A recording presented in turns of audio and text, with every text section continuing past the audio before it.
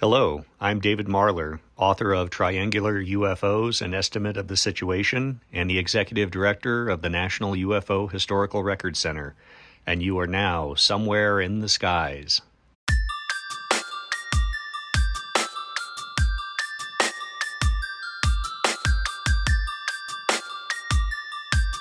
This is Somewhere in the Skies with Ryan Sprague.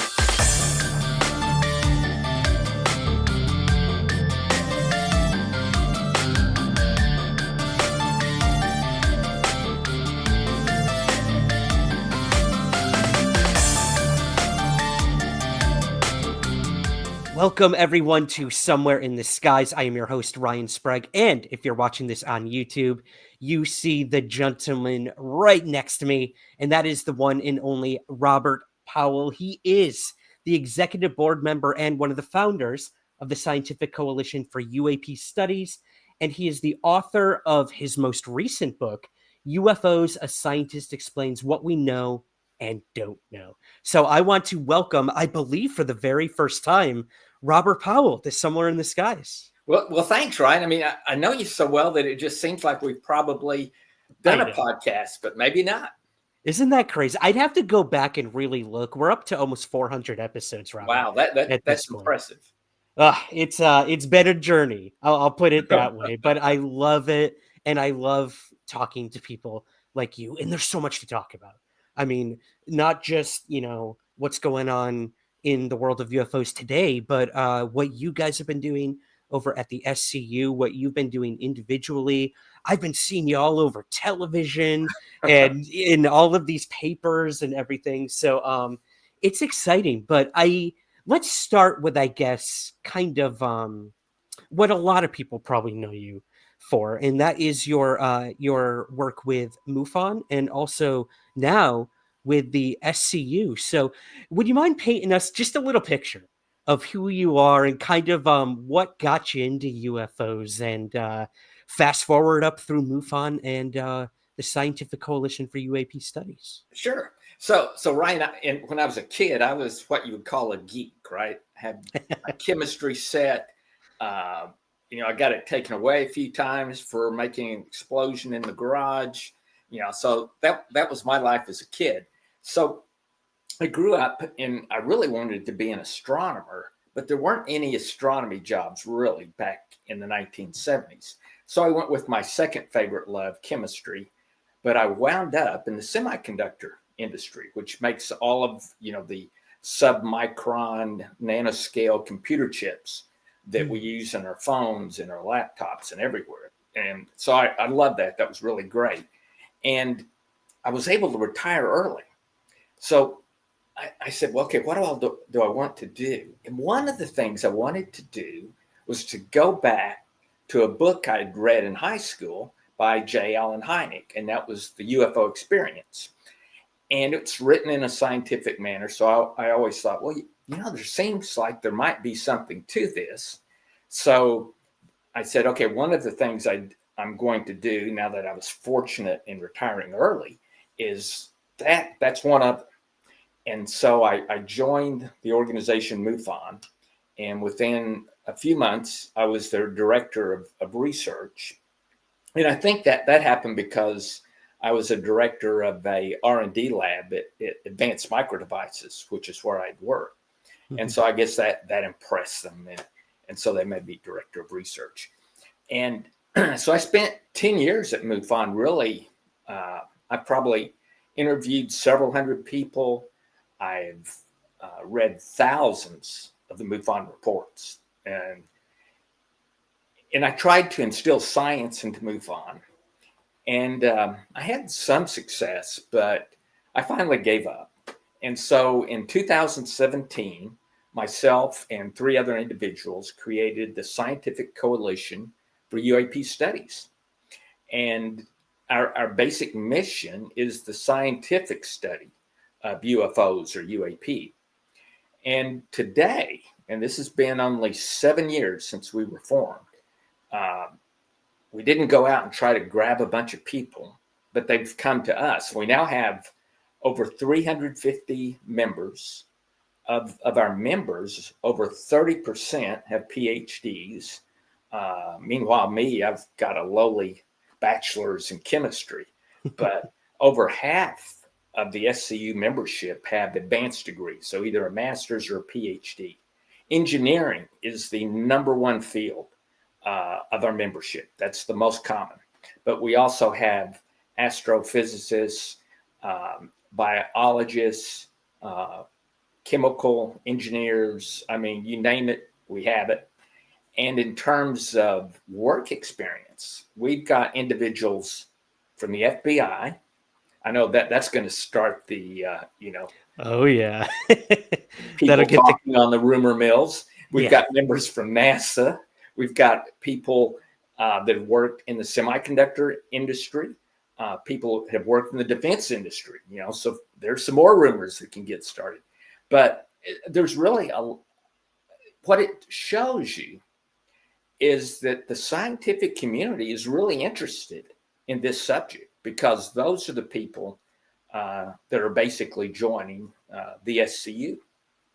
So that's kind of, 20 years squeezed into a nutshell for you there. I know it's so hard to do, and the accomplishments just are nonstop. But I have to ask, with the Scientific Coalition for UAP Studies, I mean, it's in the name, science being the at the forefront of the organization. But what sort of is the mission of the coalition? And maybe could you give us a little a snapshot of some of the work that you guys have done thus far? I know you've worked on some highly visible UAP cases. So yeah, what exactly is the SCU, and what are some of the cases you guys have worked on? Yeah, so let's start a little bit with the mission, which is the scientific exploration of the UAP subject, and then we've got goals and submissions that go with that. So the basic way that we look at doing that is examining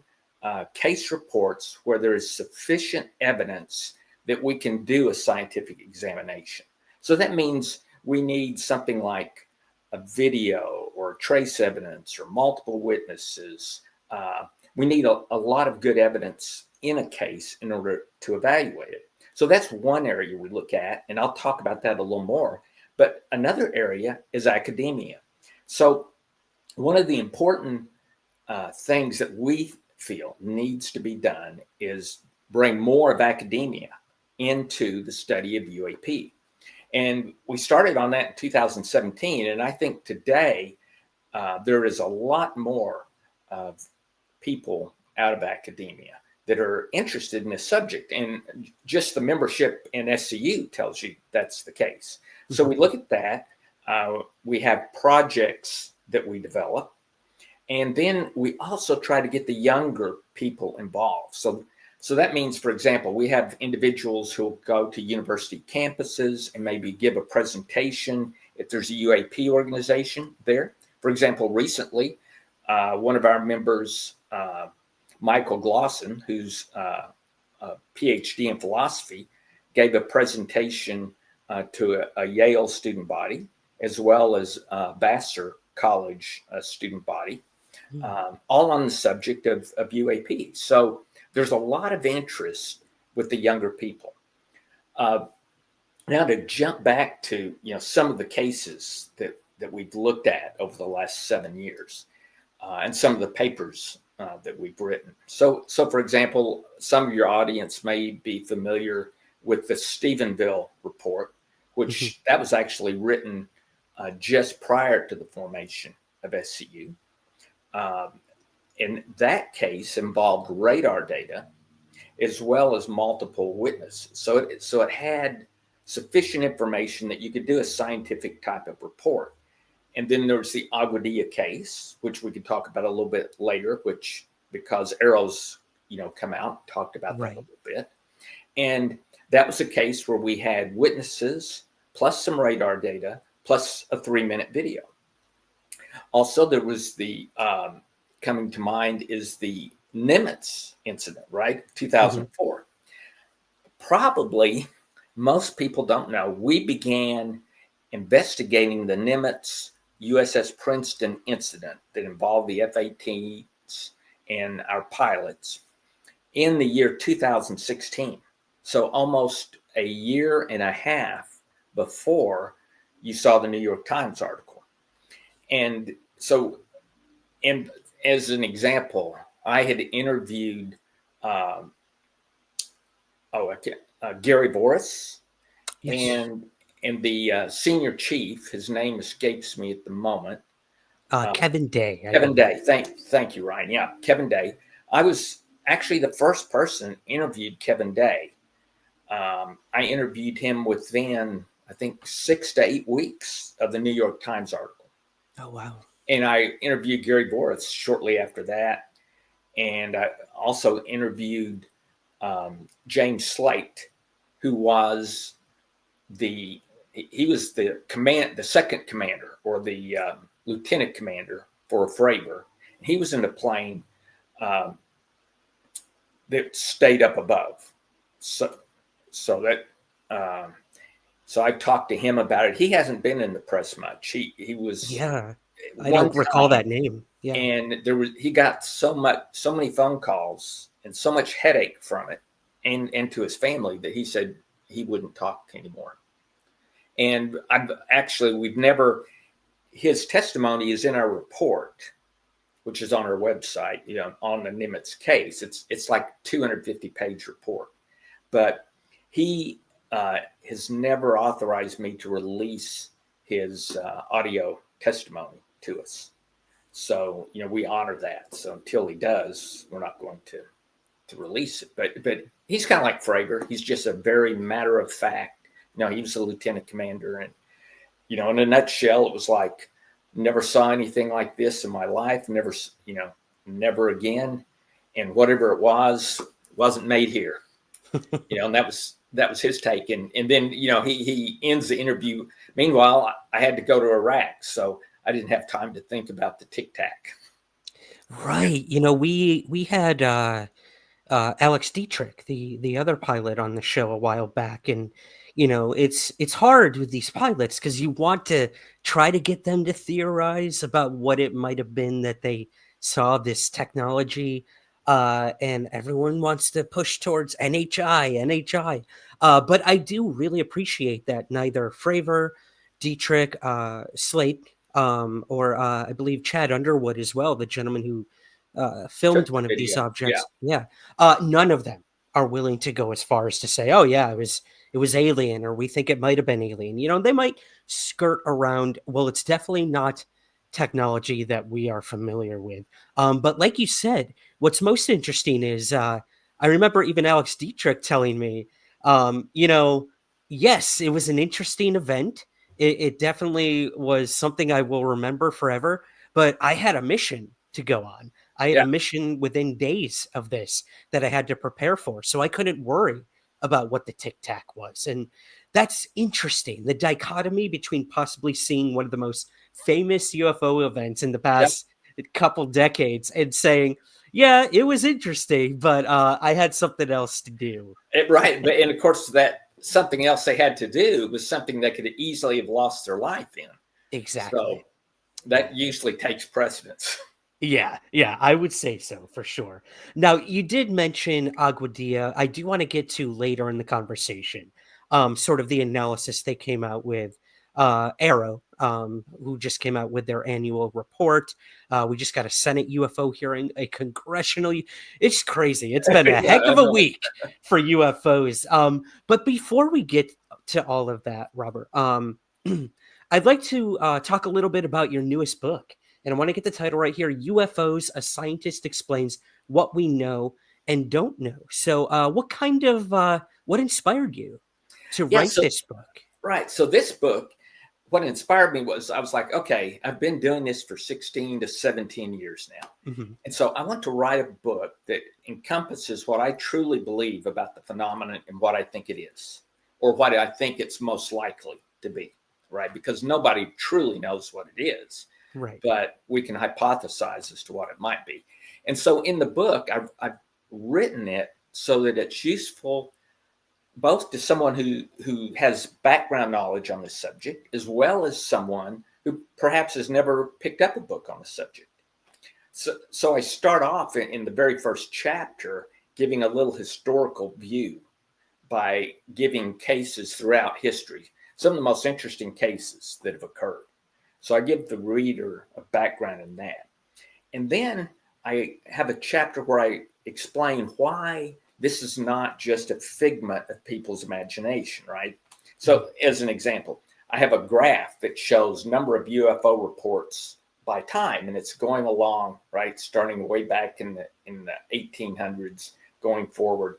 And then all of a sudden in 1942, you get this blip going up, and it never stops after that. From then on, you have constant UFO / UAP reports. So you have to, when you look at that data, you have to say something happened in 1942, either that or the whole society, not just in the United States, but throughout the world, got onto a kick of wanting to believe in like UFOs, right? Mm-hmm. So I fall on the side that something happened and that this is a real whatever it is. And then it's a scientific question to figure out, what exactly did happen.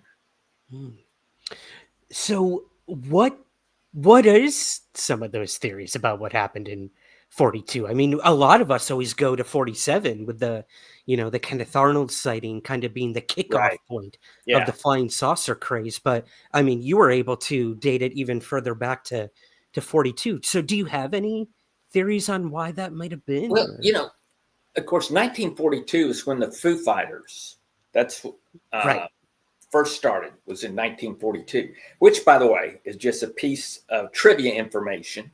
The band, the Foo Fighters, was named that because the lead guy, his dad, was familiar with Foo Fighters from the Second World War. So that's interesting. That's where they got that name. Okay. But that's what the pilots, not only American pilots, and British pilots, saw these Foo Fighters, but they were seen by Japanese and German pilots also. Both sides thought it belonged to the other side. Right. So that's what starts that initial, upward jump. So the question becomes, why, and that's really difficult to know a why, right? Because, I mean, we could theorize. You might theorize, for example, in the 1930s, the dark side of planet Earth began to be lit up with lights, right? Mm-hmm. That's when we started lighting our cities. Well, if you have a civilization far out there and they have telescopes just, let's say, roughly 20 to 30 years more advanced than where we're at today, they could look at our planet, right? They could block out our suns so its brightness didn't affect their spectrometers, and their spectrometers would see this planet and they would see that there are light emissions coming off the dark side of it, right? And they would be this wavelength of incandescent light. So then you're going to be, if you're out there, you're going to say, okay, I don't know who's on that planet, but clearly there's some level of intelligence on that planet. Right. So then it's just a question of, can they get here, right? Yeah. Because you know how we are. I mean, if once we discover an exoplanet that we say, hey, there's a civilization on that planet, if we could get there, then that's what we would do. Now, if we can't get there, all we can do is continue to observe it and, draw conclusions and write papers about it. Right. But, yeah. Well, okay, so you mentioned other civilizations. I'd love to get your thoughts on this. Now, we've had something like SETI that's been around for a really long time, trying to search for radio signals and whatnot. But we have this new sort of resurgence of trying to reach out to, or trying to, I guess, capture certain signatures of another intelligence or civilization, and that's sort of taken the form of techno signatures. Right. Exactly. What do you make of this whole new search for ET when it comes to techno signatures? So this is one of the two items that I feel really has driven the desire to understand more about UAP from the scientific community, even as well as the public, of course. And you've got the most common thing that people talk about, which was the December 2017 New York Times article, right, about the Nimitz event that we just talked about. But the second part, to me, is more subtle, and that is the two generations, the youngest generations today, which is the millennials, and if I recall right, it's generation, is it Z?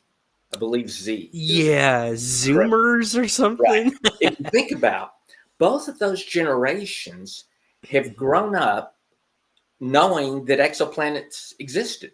Right. And when I grew up, there were no such thing as exoplanets. I mean, the first exoplanet wasn't discovered until 28 years ago. And the most common thing that SETI and other scientists would always argue is that our solar system may be unique. There is no evidence that there is even another solar system like ours out there, let alone that there are thousands of exoplanets, right? But that's where we're at today. Today, we know that there are literally thousands of exoplanets. So I think that's the subtle part, is people go, okay, there are thousands of exoplanets. We know now also that water is the most common molecule in our galaxy. We know that the building blocks for life exist on asteroids and meteorites and comets. So it's not too difficult to say, okay, we believe there's intelligent life in the cosmos, and we believe there is a lot of intelligent life in the cosmos. So then the only question is, can that intelligent life get here, right? And if you look at SETI, for example, when SETI first started, and I think that was an excellent thing to begin doing, is they were looking at a very specific analog wavelength, right? And look at where we're at today, 50 years after SETI began. I mean, our civilization has moved away from analog towards digital. Another 20 years, we may not even have analog signals going out into space.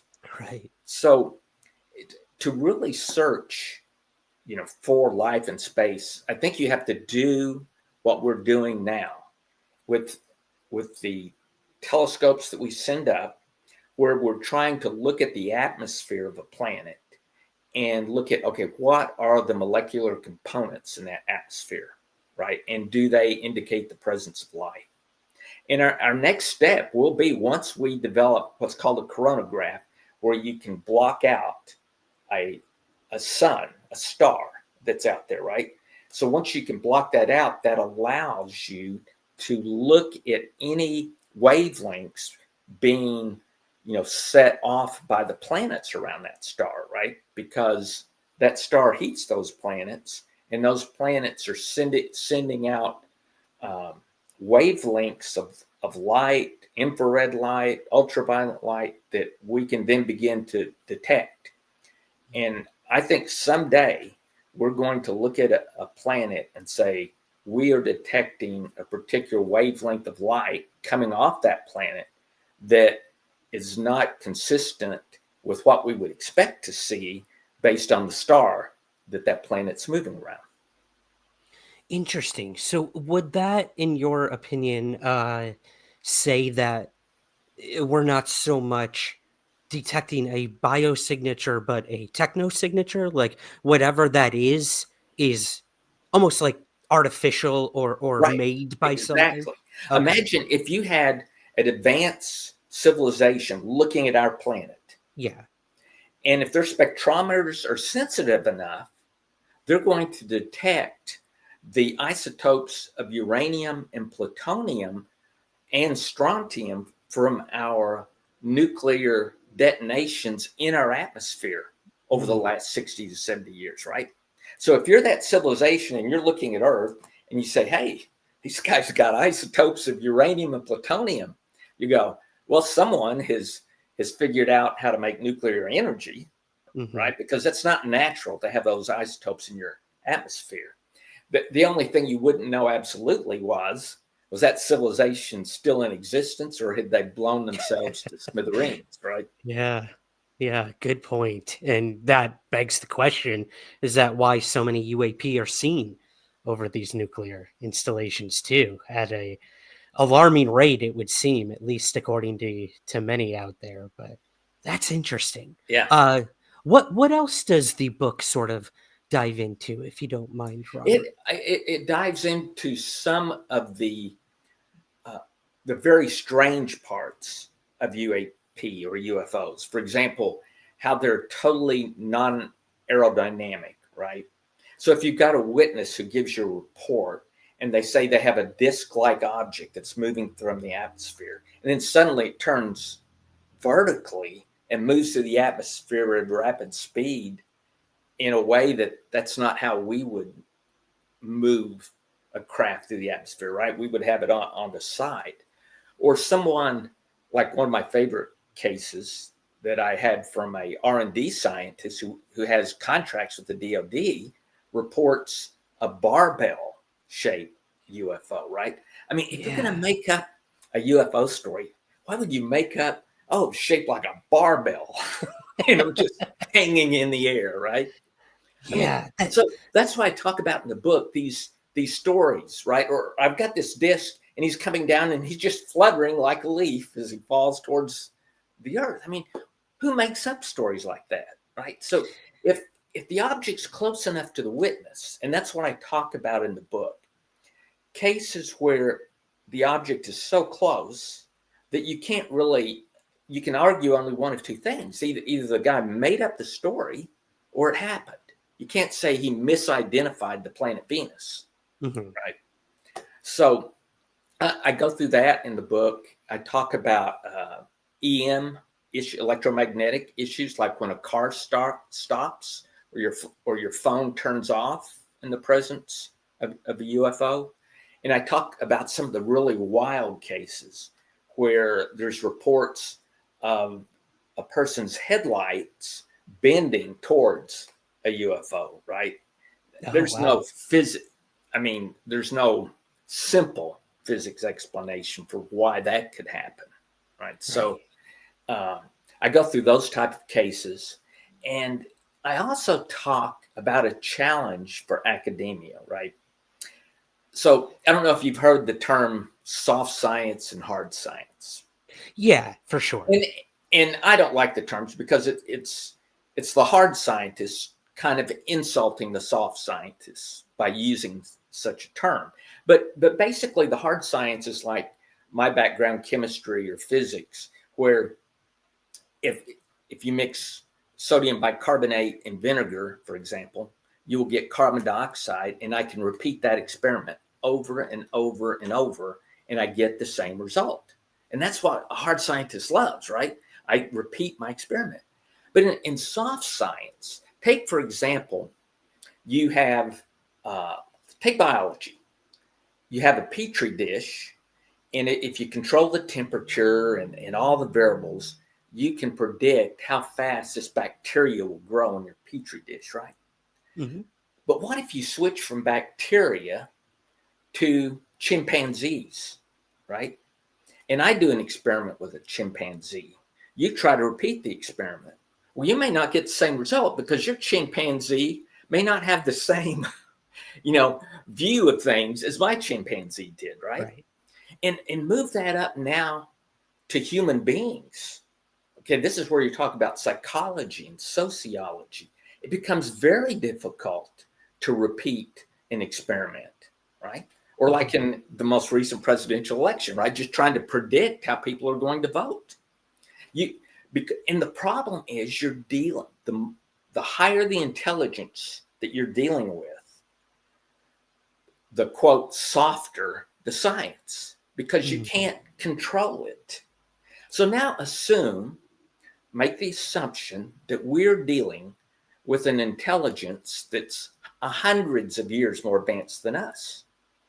So how do I make the assumption that I can repeat an experiment on that intelligence? I mean, how am I going to go do that? As a matter of fact, I have to suspect that the experiment's being run on me, right? Yeah, good point. Because I'm the lower intelligence, not the not the thing I'm looking at, Yeah. right? So that's a challenge for academia that I talk about in the book. And then the other thing I talk about in the book is how we've gone about it today, right? Which is through the military. Mm.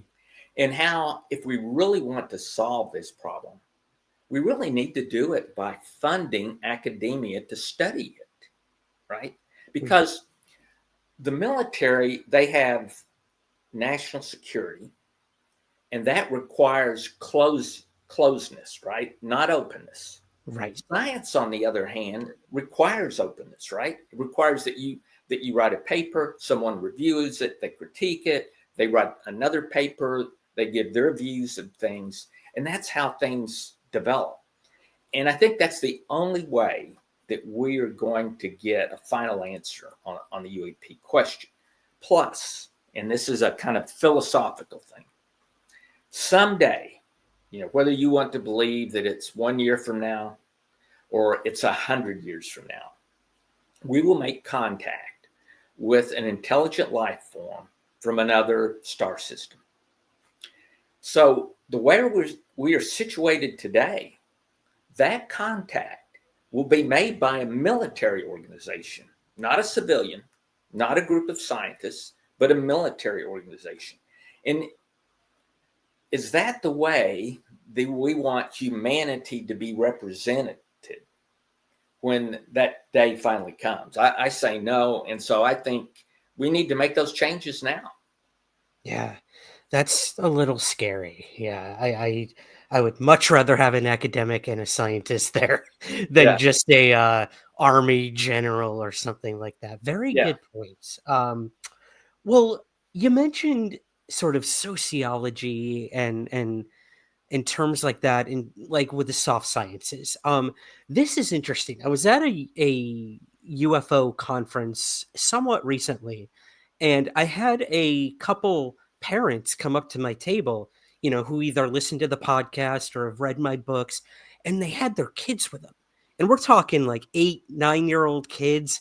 And and the parents saying, yeah, they listen to your show. And I was like, oh, you don't think about those things when you host a podcast or you're doing television, of the amount, not just the amount of people you're reaching, but the demographic of Yeah. people you're reaching, Yeah. Robert. And that really took me by surprise. And I was really fascinated to see a tweet you put out recently, actually, that had to do with I believe it was an email you got over at the SCU from a grandmother who said that her grandchild was getting interested in UFOs, but was hearing all about the Pentagon and, these things could be a threat and And all these. abductions and all this kind of stuff. Yeah. And it can be very alarming for a kid to hear these things in a world Absolutely. that is now saying UFOs do exist. And your response was perfect, because it wasn't like you just said something, you wrote a book about it. So I want to get the title right of this one: The Truth About UFOs, A Scientific Perspective. And this was a book for children, which I Yes. don't think had ever really been done in the world of UFOs. So And yeah, it's, tell us a little about that. yeah, so this book is written for the kid who has kind of a scientific bend to him, right? Okay. So it could be as young as a 7-year-old who's super sharp and likes science to, a 12 or 13-year-old.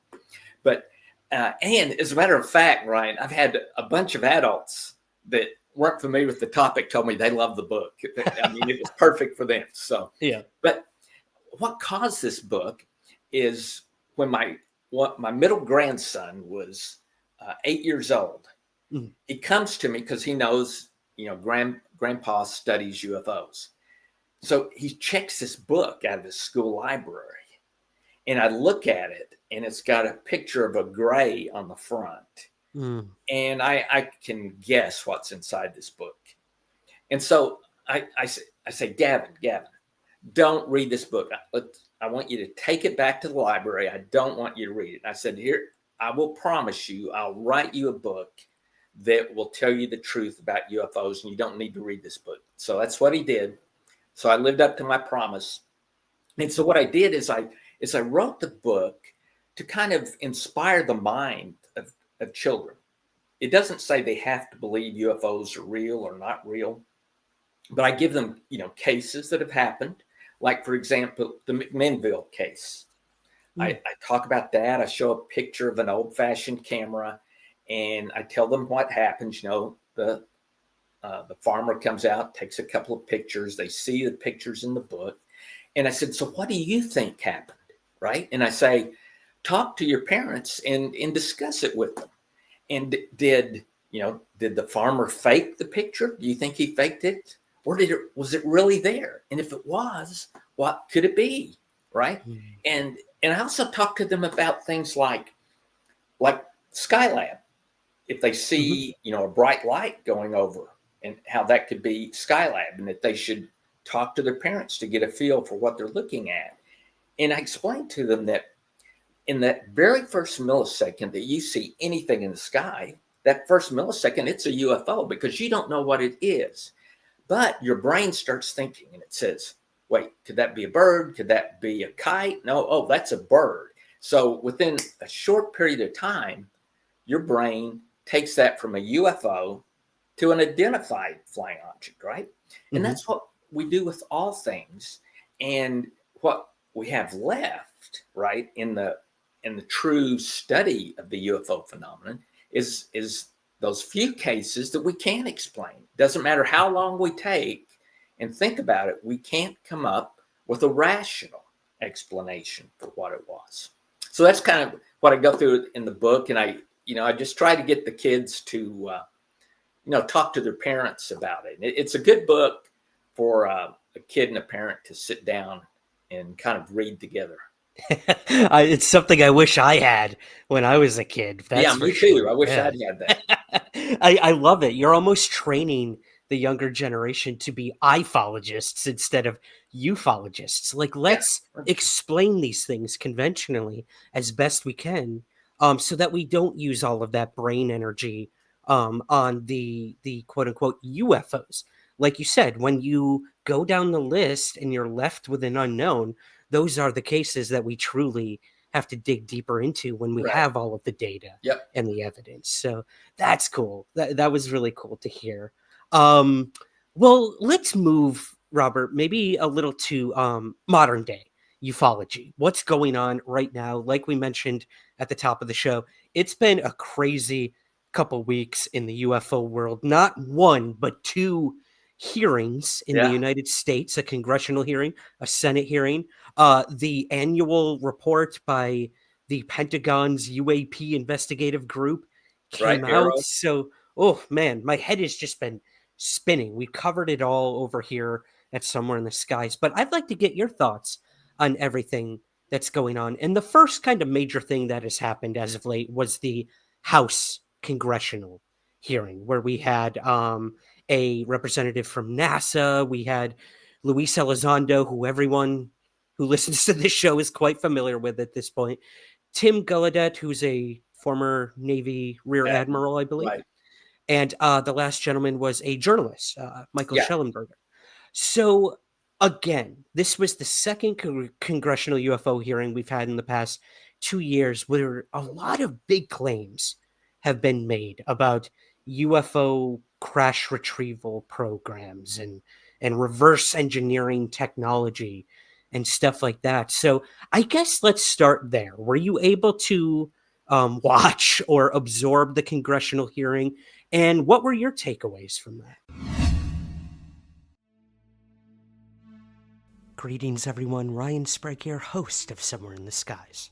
For over 7 years and more than 400 episodes, the Somewhere in the Skies podcast has always been free to listen to, but it's not free to create.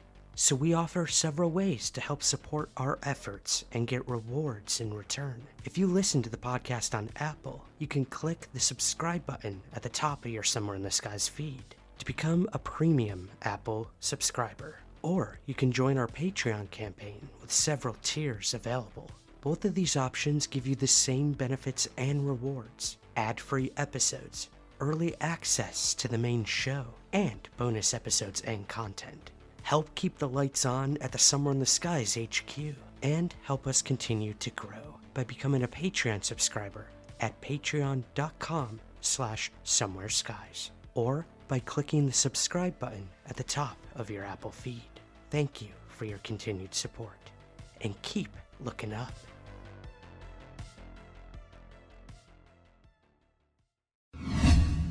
Yeah, so I watched the hearing.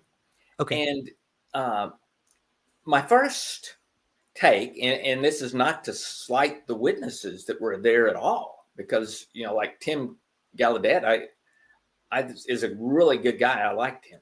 But my first thought was why couldn't they have gotten some really juicy witnesses, right? I mean, we've all heard from these guys, and we already know, what they're going to say. And let me back up just for a moment. So from a science viewpoint, right, like with the SCU, the question of, does the U.S. government have this craft, or are we hiding alien bodies, right? That's not a science question. That's a black and white, we are or we are not. And that's really up to Congress to subpoena the documents that people claim that they have, right? And maybe they do. But we can't do anything about that from a scientific viewpoint. That's Congress's job. And I will say, as of right now, of course, we don't know everything Congress has done. I think David Grush was the first who said he's seen government documents. I'm not aware that Congress has done anything to investigate that. So I would much have preferred that, for example, the House committee had gone and looked for those documents, subpoena the people who own those documents, and put them under oath to say, do those documents exist or not? That's, to me, what they should have done. And if they want more witnesses, I would have subpoenaed the admiral in charge of the USS Roosevelt strike group, which that's related to the 2015 incident of the gimbal video and the Go Fast videos, right? So that guy should have been brought in. The pilots, right, who videoed the gimbal and who claimed that on their radar, there were a lot more of them. Those guys should have been brought in. And if I was Congress, I would have said, where's the radar data? I want the radar data. And they better not say, I threw it away, right? So that's what I would have done in that congressional, hearing. And to me, that would have been much more valuable. I would have to agree. Anytime these things happen, it's exciting when you're seeing these guys swear under oath and talk about UAP, and your adrenaline's pumping and you're like, wow, can't believe this is actually happening. But then when you sit with it for a little while, you do sort of wonder these things. Like, it's been over a year since Grush has come forward with all of these claims, and we're no closer, in the public at least, of knowing if any of this stuff is true or verifiable. And like you mentioned, these Congress members saying we haven't been able to get any further information in a classified setting or in a skiff with David Grush about these things. And I'm sitting here like, why not? You have people like investigative journalist George Knapp, who says, I've been in a skiff with some of these people. Jeremy Corbell and I have been in skiffs. So if us two schmoes can get in there and talk about these things in a classified setting, why can't these Congress members? So you do have to wonder, like, what is really going on here? Is there a huge, stamp down when it comes to these members? You had representatives like Jared Moskowitz saying at the top of this hearing, some of us were pulled aside before this hearing and told not to ask some of you specific questions. If that is true, that's a little alarming to me, that in an open congressional floor, that you are being told not to ask these witnesses certain things. Again, you can always pull the national security oath, classified. You can pull those cards, but at the end of the day, it's troubling if that is the case. So Yeah. Did anything else really stand out to you with any of these representatives from a scientific standpoint? We did have Mike Gold, who worked with NASA, worked on the NASA UAP study group. Yeah. Anything positive come out of this thing, Yeah, I Robert? mean, I thought, and SCU's released a press release about both of them. Mhm. And the basic thing that we said, and we took pieces out of both the Senate and the House subcommittee discussions, was when there were points made about providing funding for academia or scientific groups, because that's where we feel that this needs to go. Mhm. If we want a solution to UAP, then put the money there for academia to go research it. Yeah. And it's going to take, I would say, hundreds of millions of dollars each year to properly research this subject. Yeah. For sure. Yeah. It's a lot of this unfortunately comes down to funding. Yeah. And I guess that's where we could go next. Funding when it comes to the official Pentagon UAP program, which is now called AARO. We had a Senate hearing that was headed by Senator Kirsten Gillibrand, who was speaking with the new head of AARO, John Kozlowski. And this came right on the heels of AARO releasing their annual UAP report. So let's move to that. What did you think of the Senate UFO hearing? What do you think of John, our new director, who seems to be taking things a little bit differently than the past director? And yeah, what did you make of the Senate UAP So, hearing? yeah, so let me just put a little bit of a background on that. Yeah. So the previous head of AARO, right, which was Sean Kirkpatrick, Yes. with all due respect to him, I just don't feel that he did the right job at AARO. And for example, that first report that came out that was supposed to look at the history of the UAP subject, it was horrible. And I actually wrote an entire post on my X account, formerly called Twitter, um, about all of the errors that were in that report. I mean, I don't know who wrote the report. Maybe they got an intern to write it for them, but it was just filled with mistakes. So that's where we were. And I like John. I think there's a good chance he may do well, right? And and so I'm willing to realize that some of what, like, he presented in this last meeting was leftover from his previous administration, right? Mm. And so I think everyone should give him an opportunity to run AARO in the way that he thinks it needs to be run. And I'll say we've had communications with AARO, and prior, under the previous administration, we never could get any communication out of AARO. So I think there's improvements that It's a are big happening. step. Yeah.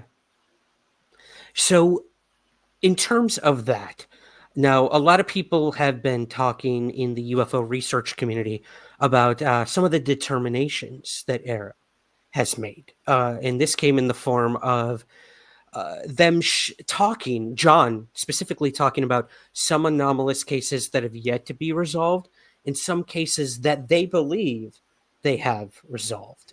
Two of which being the Go Fast video and the Agua Dia Puerto Rico Right. incident. Now, both of which the SCU has looked at in tremendous amount of focus and Right. attention and analysis. So, what do you make of their determinations with both of those, Robert? And where do you stand when it comes to Right. error So, okay, so that's a resolution? good question, right? Yeah. So, in the Agua Dia case, and I don't remember the length of our report, but it's somewhere around a 150-page report because of the appendices. But we we took a year and a half to evaluate that case, and it's It's been put into writing. It exists on our website. And AARO, John has, presented basically, I guess, some summary points out of his case. But we don't really want to reply until we've seen their final report, right? And so we contacted AARO. They responded back within 24 hours and said, we will get you a report as soon as it passes through our publication process. And so what we're going to do is we'll look at that report and compare it to ours. And if by chance they're right, then we will release a statement that, it's correct. If there's discrepancies that we see in the report, then we'll put that in what we write up. But we're going to treat it in an academic fashion. We're not going to jump on social media and start listing, here's all the errors in, a given report. Yeah. And I suspect that report was probably initiated back under the previous administration. So even if there's errors in it, that doesn't, and there's nothing wrong with errors, right? Any science-based report can have errors in it, right? I mean, our report on Ogilvy could have errors in it. So that's what we'll look at. We'll look at the report, see if they found some errors in ours, and then we'll, do a write-up on it. Right. Yeah. Isn't that what they call kind of like a poke hole situation where you put all the scientists in the room? I heard this on another show recently. My good buddy Andy McGrillen over at That UFO Podcast talking about this concept of put all the people in the room with all the data, all the evidence, and see if you can poke holes in it. If you can't, that's the closest you can come to a definitive explanation. Exactly. And what we did, and hopefully this is what they did, you look at all the data you have. So in that video, you look from beginning to end, and you put together your hypothesis, right? Okay, does it fit the information we have from beginning to end? And if it doesn't in one or two places, is there a reason, right? And is it a legitimate reason? Or are we going to have to go grasp, right, for something crazy in order to explain something, right? So that's what we'll look at. In the case of GoFast, SCU has not actually done a report. We've looked at it internally, but the problem with the GoFast video is that we have not been able to interview the pilots, right? Because my understanding is they're probably still active duty. This happened in 2015. The same thing with the gimbal video, which AARO did not comment on, but we have not done a full report on the gimbal video because we have not had access to the pilots. And we feel it's important to be able to talk, to the witnesses, because a witness's testimony is just as valuable as the equipment's testimony, right? Because our eyes can see things across multiple, wavelengths, and we're seeing it 3D, and there are things we can do that equipment can't do. Of course, the advantage of the equipment is it's not going to change its mind on what it saw, right? And sometimes we can do that, right? We can input our prejudice into what we're seeing. So, but there's pluses and minuses to both.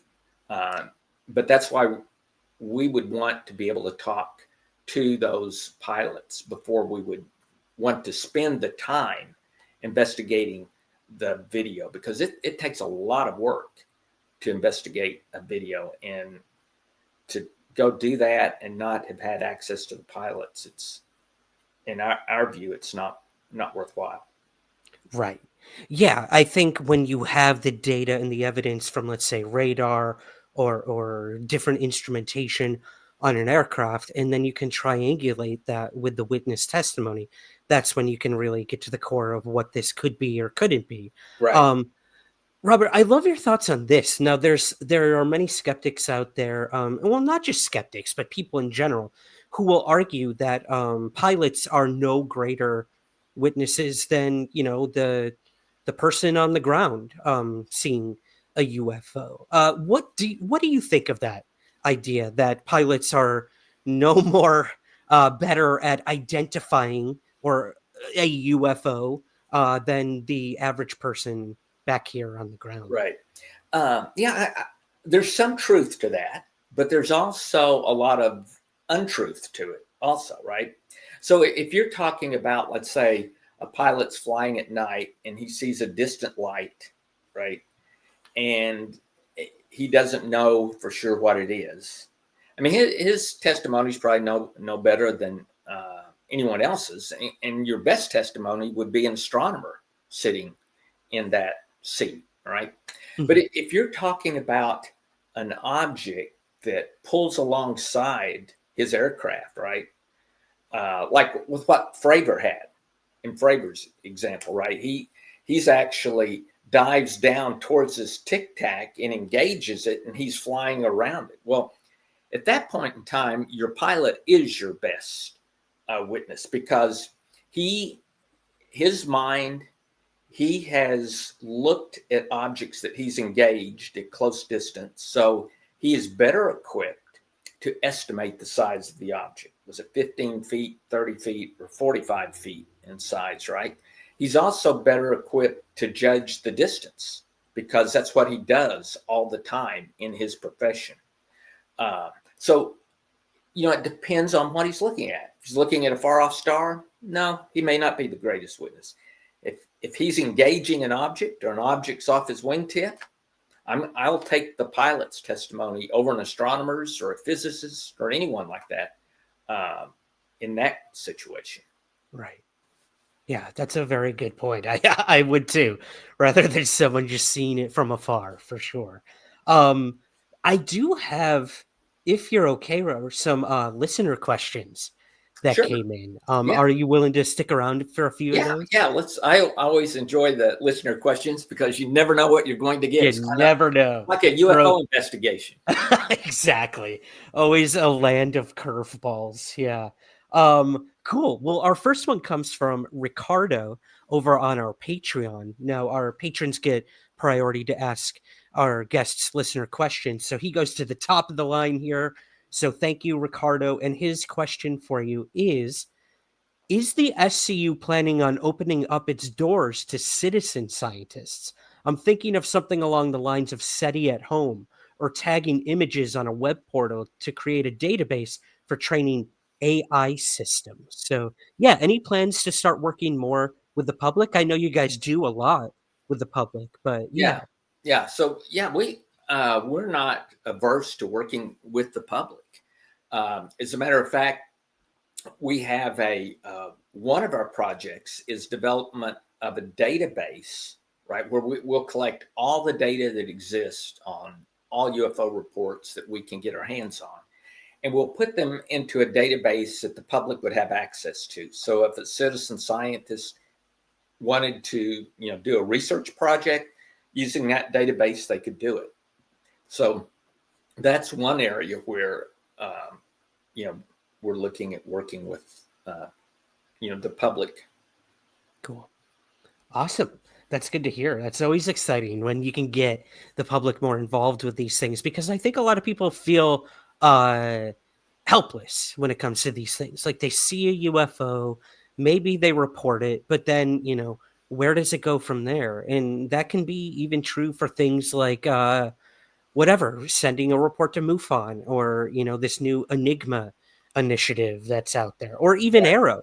We've heard rumors that some military people who've reported their accounts to AARO, it just gets swallowed up and they never hear from them again. So it's good to hear that And you guys I'll add one more thing to that, Ryan, and that is SCU is not, although the bulk of SCU are people with science backgrounds, we need people in other areas too, right? For example, sometimes we need a social media manager, someone who has the time on their hands and has experience, for example, with managing our social media accounts, right? Or someone who is experienced in writing grants, or someone who has, experience and going towards corporations that might provide a seed money, for example. So if someone has those skill sets, they're always welcome to go to the SCU website. Right, which we will have linked in the show notes for you guys. I highly suggest checking out the papers you guys have published and how you guys can possibly get involved as well. This is an interesting one to bring us back to Stephenville, Robert. We didn't talk much about that, but Tanner on Patreon wants to know, where does that stand now? Where do you personally stand on the whole Stephenville event? And yeah, he asked, I know a lot of people might not be familiar with it, so I guess maybe a brief rundown, if possible. I know it's a pretty So, complex case. a real brief summary on Stephenville. In January, excuse me, let me get some water. Yeah, no worries. It was in January of 2008. And this happened in Stephenville, Texas, in the surrounding 20-mile area. Stephenville is in northern Texas. So if you've ever been to the Dallas-Fort Worth area, there's what used to be called Carswell Air Force Base there. And that's where there were jets from there involved in this. And 70 miles to the southwest is Stephenville. And a little bit past there is a military operating area where these jets normally fly and, drop flares, do various operations. So in January of 2006, or it was 2008, 2008, we got reports from, 24 people within a matter of hours of these very bright lights that were moving at a high rate of speed and that various people had seen. So I went to Stephenville, and I personally interviewed a lot of the witnesses, and I got radar data from the FAA for that day.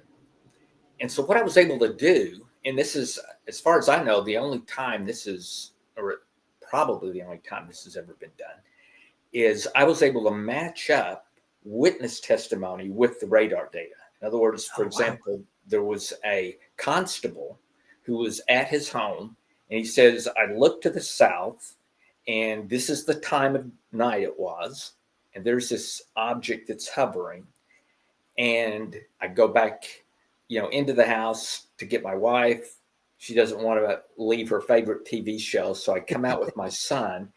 And now this object that was to the south is directly above my home. And it is just about a dozen lights just moving in random fashion. Then suddenly the lights come together and they move to the northeast towards Stephenville at an extreme rate of speed. And he used the term like the speed of light, but he was being facetious. Mm-hmm. So I get the radar data, right? So on radar, I know where the guy's home is, where he was standing. I know what time it was. So I look at that on the radar data. Well, what's on radar? There's an object to the south of his home, just like he said. And it sits there for 6 or 7 spins of the radar, which is every 10 seconds or so. And then suddenly you see on radar the next sweep, this object is to the northeast, and the minimum speed, right, was 1,900 miles per hour. And it could have been much faster than that. Ooh. And we don't have anything that can hover and suddenly go to 1,900 miles an hour in less than 10 seconds. That's approximately 9 G-forces, right? And that's in direct, what we call linear acceleration, not like an F-18, which he generates 7 or 8 G-forces because he's banking. This is straight ahead. That F-18 going straight ahead won't generate more than maybe 1.5 G-forces. This guy was over 9 G-forces.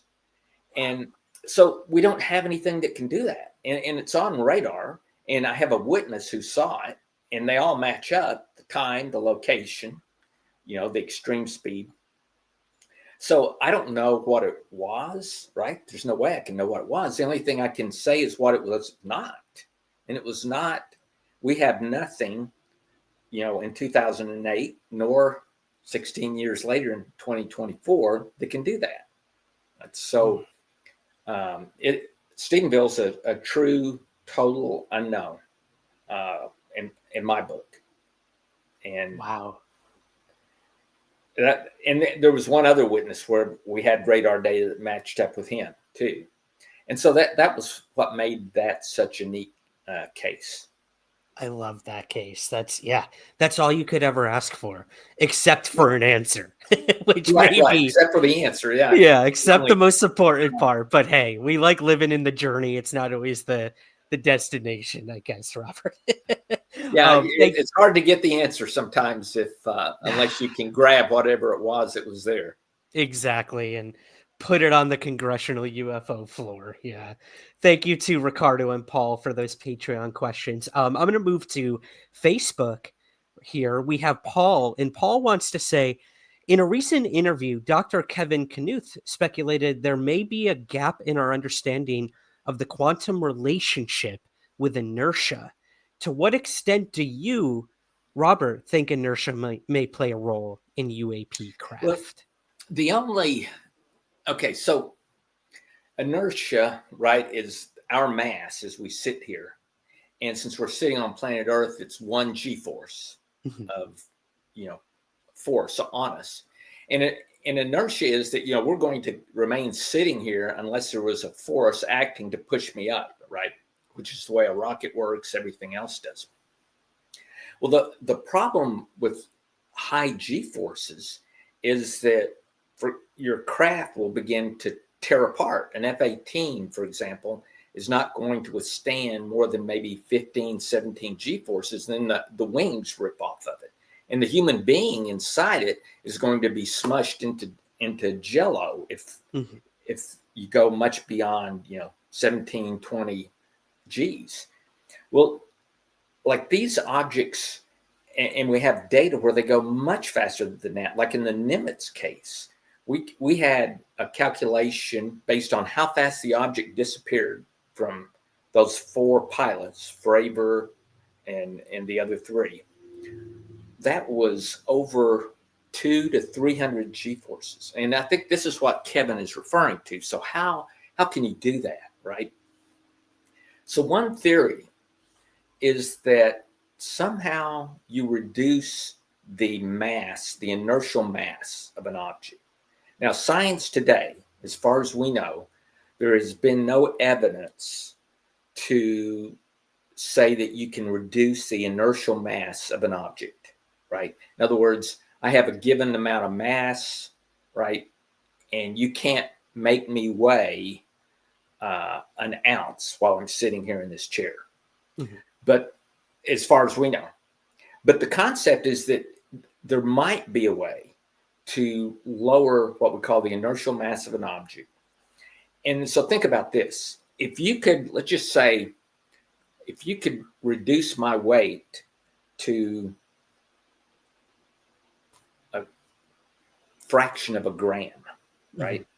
Well, now you could just about shine a laser on me and I would take off at near the speed of light, right? Because there's no mass that the laser has to overcome, any significant mass.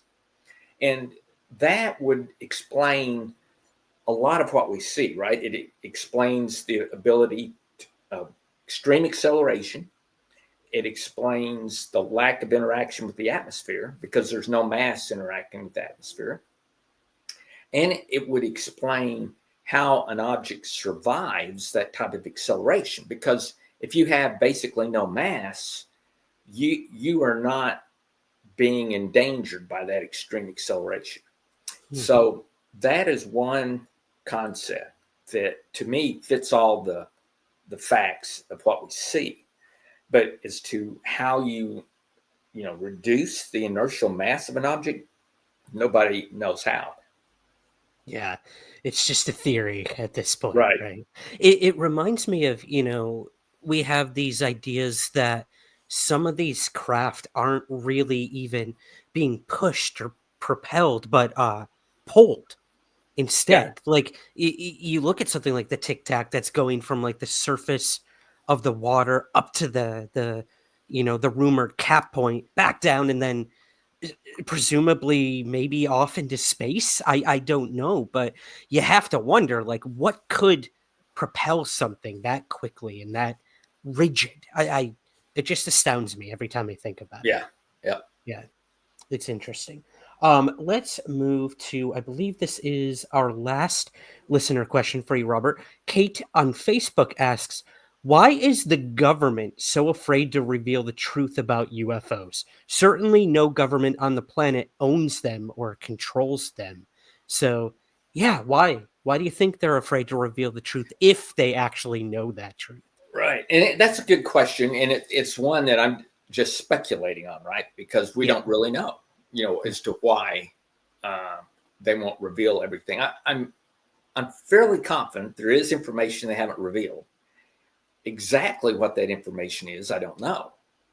But I suspect that the main reason is this, that if you're dealing with a technology that's far advanced, there's probably some level of hope that, okay, maybe we could figure something out on how to reverse engineer that technology.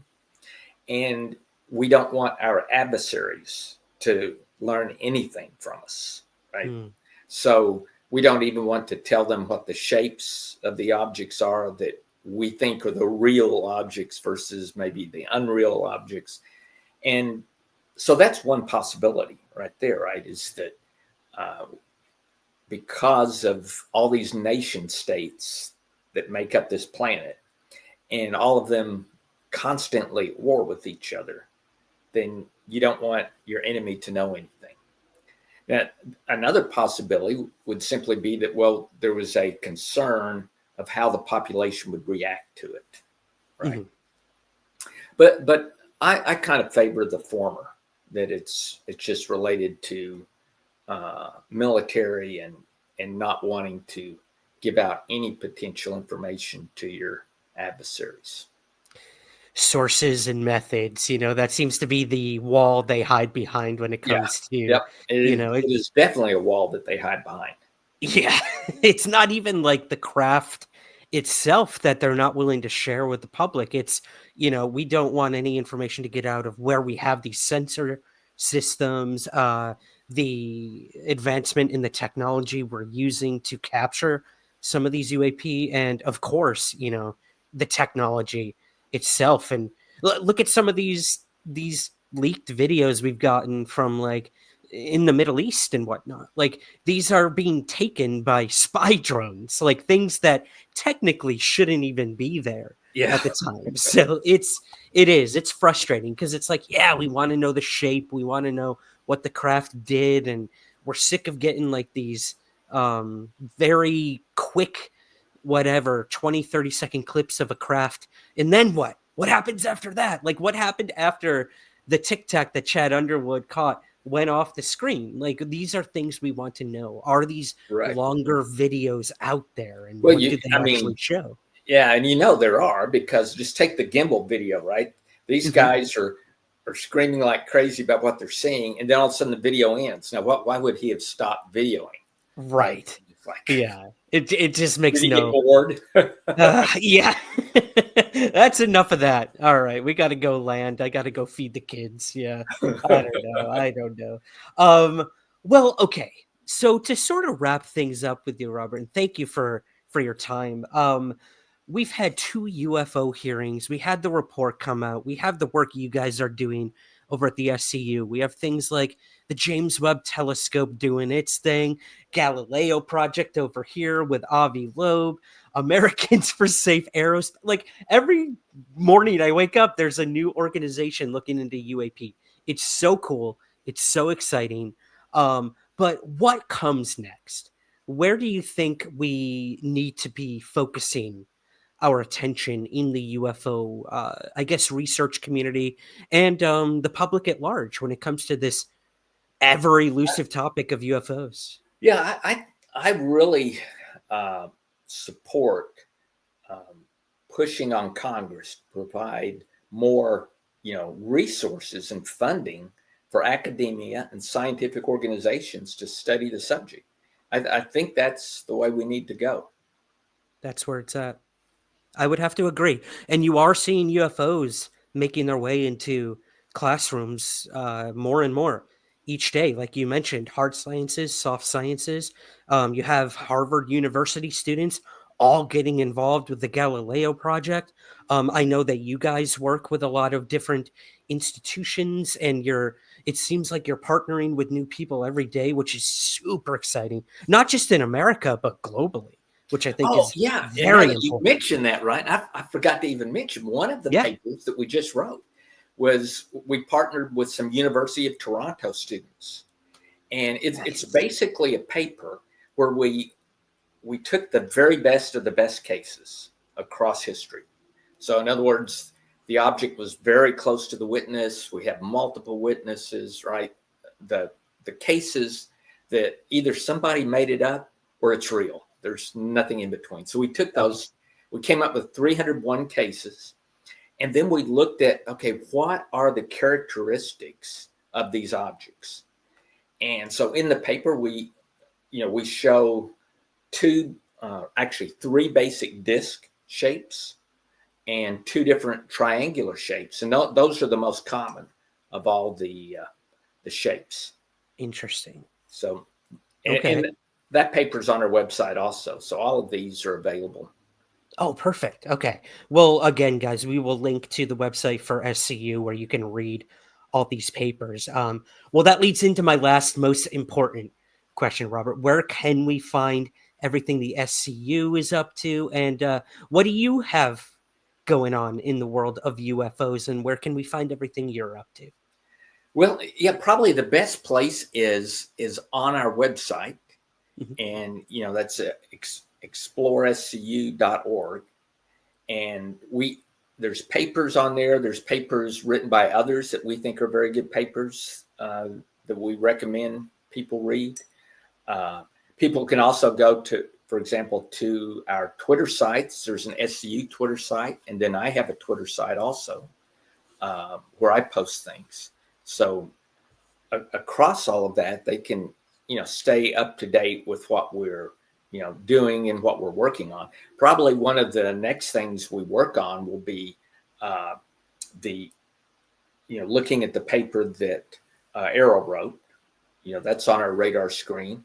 And then we have a conference that will be in June of this year. Okay. So we're working on that. Okay, perfect. And again, we'll be sure to link to all of that.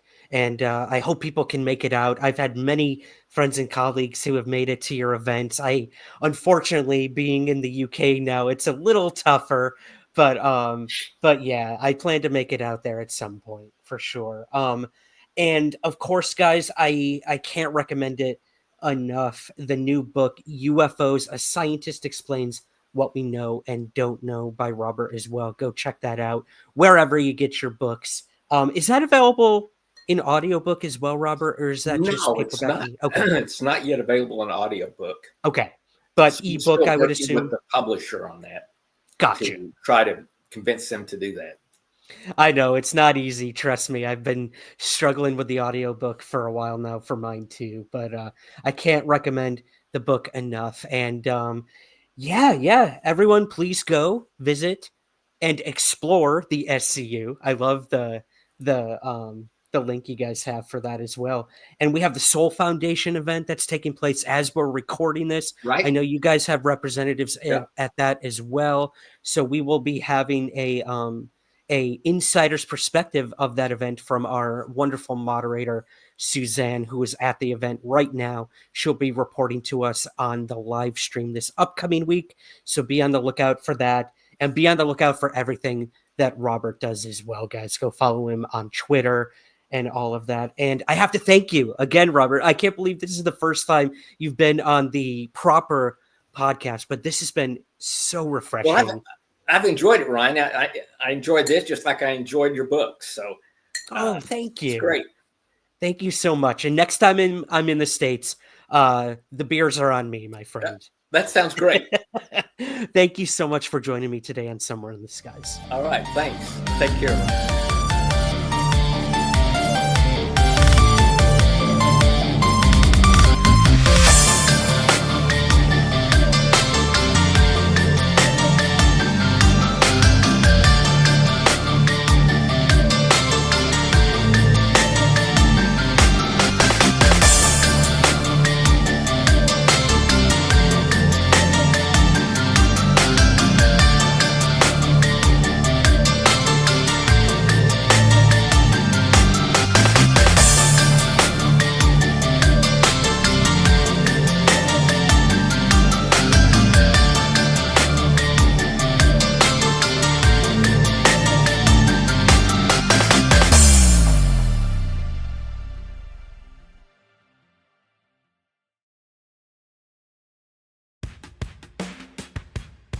I'm Ryan Sprague. And I'm Andrew Sanford. And we love pro wrestling. It's the best. Headlocks, elbow drops, scathing promos, and chair shots. We just can't get enough of it. So we started a podcast. You can join Ryan and me as we dig into the ins and outs of pro wrestling like the rabid fans we are. We've got interviews, previews, predictions, news, and so much more. And we're going to cover all of it on Somewhere in the Ring. Oh, yeah. Is that supposed to be Macho Man? No good. We'll work on it. Join us every Wednesday, wherever you get your podcasts, for all new episodes. And we'll see you somewhere in the ring.